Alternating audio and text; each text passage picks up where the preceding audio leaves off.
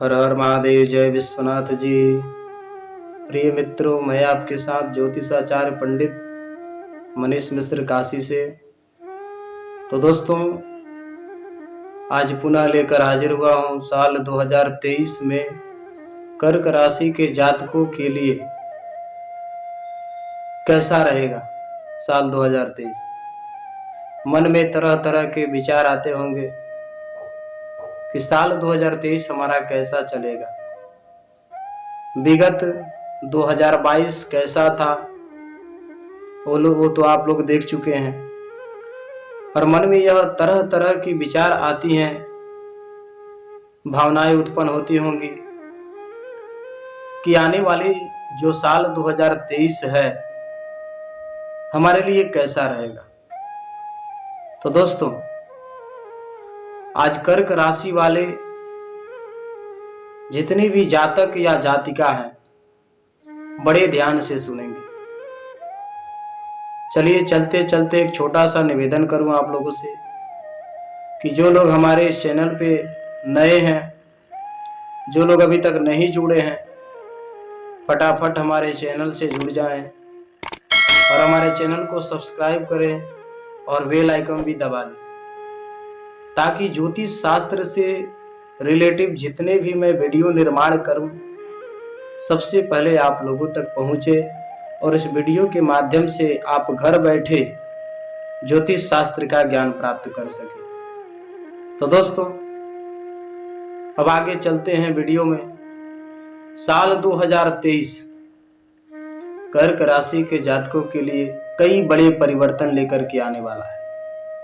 इस साल की शुरुआत में ही शनि आपके 7वें भाव से निकलकर अष्टम भाव में गोचर करेंगे, जिसे शनि की ढैया कहा जाता है। शनि के प्रभाव से आपको मानसिक तनाव और कैरियर में दिक्कत आ सकती है। धन से जुड़े मामलों में भी आपको सावधान रहना होगा और वहीं शिक्षा से जुड़े मामलों में भी शनि कठिनाई देगा। देवगुरु बृहस्पति साल की शुरुआत से लेकर 22 अप्रैल तक आपके भाग्य स्थान में गोचर करेंगे और आपके भाग्य और धर्म भाव को मजबूती देने का काम करने वाले हैं गुरु। तो 22 अप्रैल को भाग्य से निकलकर दसम भाव में गुरु का गोचर राहु से युक्त होकर गुरु चंडाल योग का निर्माण करने का काम करेगा। वहीं शनि की नीच की दृष्टि आपको कष्टकारक साबित होगी। इस समय आप दूसरों की बातों में आकर अपनों को ही पराया कर लेंगे।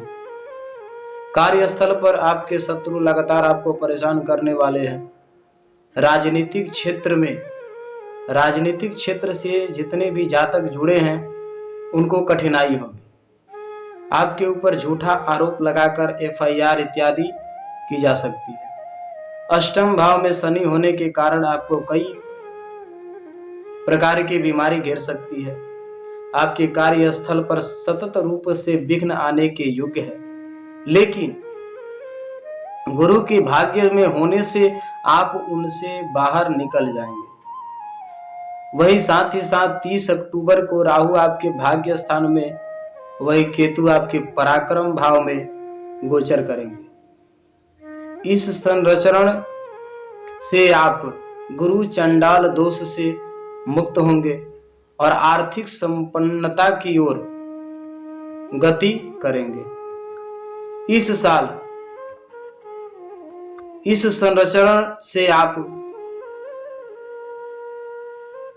को चंडाल योग बन रहा है और इससे जब पराक्रम भाव में गोचर करेंगे गुरु महाराज, तो इस संरचरण से आप गुरु चंडाल से मुक्त हो जाएंगे और आर्थिक संपन्नता की ओर गति करने लगेंगे। तो साथ ही इस साल गुरु आपके भाग्य में वृद्धि करेंगे और राहु के कारण आप कठिन से कठिन समस्या का भी हल बड़ी चतुराई से निकाल लेंगे। इसके अलावा बाकी ग्रहों का संरक्षण भी समय समय पर आपको प्रभावित करेगा। तो दोस्तों, अब वही बात करें कि जनवरी फरवरी माह की। तो दोस्तों, जनवरी माह में लग्न पर गुरु, शुक्र और सूर्य का प्रभाव आपकी ऊर्जा प्रदान करने वाला होगा। इस साल और इस समय आप अपने समाज के लिए कोई बड़ा धार्मिक कार्य का आयोजन भी करवा सकते हैं। आपको धार्मिक यात्रा से लाभ होने की उम्मीद है। बुध का गोचर नौकरी पेशा लोगों के लिए बढ़िया रहने वाला है। लाभ में विराजमान मंगल जनवरी और फरवरी माह में आपको भाइयों से सहयोग और अच्छे लाभ के मौके बनाएंगे। इस समय आपके शत्रु आपका कुछ भी नहीं बिगाड़ पाएंगे। वहीं 17 जनवरी से शनि की ढैया आपको थोड़ा कष्ट देगी। इस समय दशम में विराजमान राहु पर शनि की नीच की दृष्टि जीवन में कुछ क्लेश पैदा कर सकती है। केतु मंगल का षडाष्टक योग आपके लिए थोड़ा हानिकारक हो सकता है और आप चोट का भी शिकार हो सकते हैं। शनि की पंचम पर दृष्टि आपके लिए पारिवारिक तनाव का कारण बन सकती है। इस समय आपको अपनी बुद्धि से निर्णय लेने होंगे। तो दोस्तों, 15 फरवरी से चौथे भाव के स्वामी शुक्र की मीन राशि में गुरु के साथ युति होगी। उच्च का शुक्र यहाँ राजयोग को जन्म देकर भूमि और वाहन से जुड़े सुखों में वृद्धि करेगा।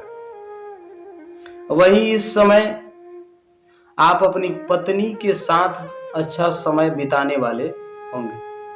आपको पत्नी के साथ कहीं बाहर घूमने जाने का योग भी बनेगा। सूर्य फरवरी माह में अष्टम भाव में विराजमान शनि के साथ बैठकर एक अशुभ योग का निर्माण करेंगे।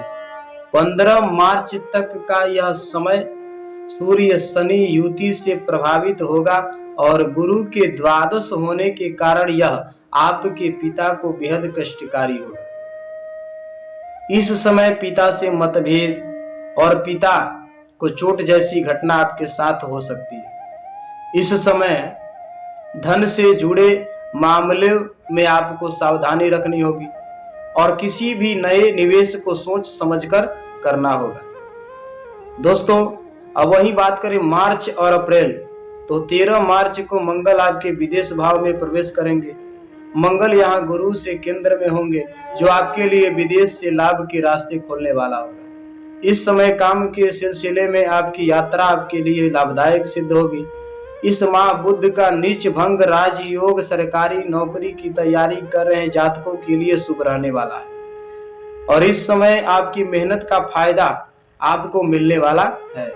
वहीं साथ ही साथ 12 मार्च के बाद शुक्र भी आपके दशम भाव में गोचर कर राजयोग का निर्माण करेंगे और स्त्री जातकों के लिए सफलता के दरवाजे खोलने का काम करेंगे।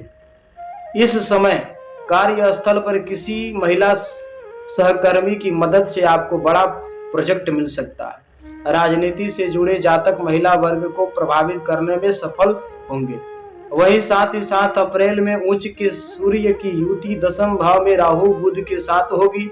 इस प्रभाव से आप कुछ बड़े निर्णय ले सकते हैं। फाइनेंस से जुड़े लोगों के लिए यह महीना बदलाव का महीना होगा और आपकी कहीं से बड़ी नौकरी का ऑफर आ सकता है। मीडिया, जनसंचार और लेखन से जुड़े लोग तरक्की करेंगे।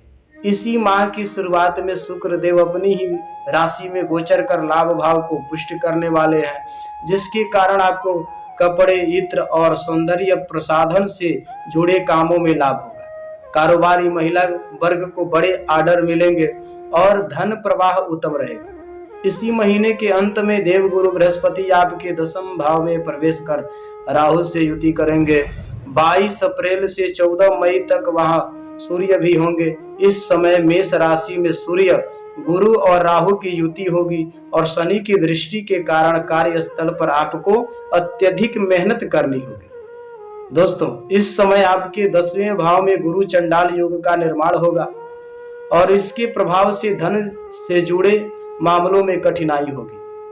हालांकि राजनीति से जुड़े जातकों को अच्छा पद मिलने की संभावना दिखाई पड़ रही है। तो साथ ही साथ वही दोस्तों बात करें मई और जून की महीने में, तो 10 मई से मंगल का कर्क राशि में गोचर होगा, जो कि मंगल की नीच की राशि है। इस पूरे माह दशम भाव में राहु, गुरु और बुध की युति होगी। इस समय मौसमी बीमारी से आपको खुद को बचाना होगा। मंगल लग्न में बैठकर शनि के साथ अशुभ षडाष्टक योग का निर्माण करेंगे। शनि और मंगल एक दूसरे से 6 और 8 होकर इस अशुभ योग का निर्माण कर आपको कष्ट प्रदान करने वाले होंगे। दोस्तों, इस समय किसी दुर्घटना से आपको नुकसान हो सकता है। वहीं भाइयों से विवाद संभव है। कोर्ट केस का निर्णय आपके खिलाफ जा सकता है। इस समय शनि की बुध पर दृष्टि और मंगल के साथ इस योग के कारण धन खर्च का योग दिखाई पड़ रहा है। जून के माह में 12वें सूर्य और चौथे भाव में विराजमान केतु पर मंगल की दृष्टि से मानसिक तनाव बना हुआ रहेगा। हालांकि बुध के लाभ स्थान में गोचर से आपको वित्त के मामलों में थोड़ा सुकून मिल जाएगा। बुध के प्रभाव से आपको मित्रों का भी सहयोग प्राप्त होगा और विद्यार्थी वर्ग को भी प्रतियोगी परीक्षा में सफलता प्राप्ति होगी, सफलता मिल सकती है। दोस्तों, अब बात करें जुलाई अगस्त की। जुलाई और अगस्त के महीने में बात करें तो जुलाई अगस्त के माह में सूर्य का गोचर आपके अनुकूल होगा।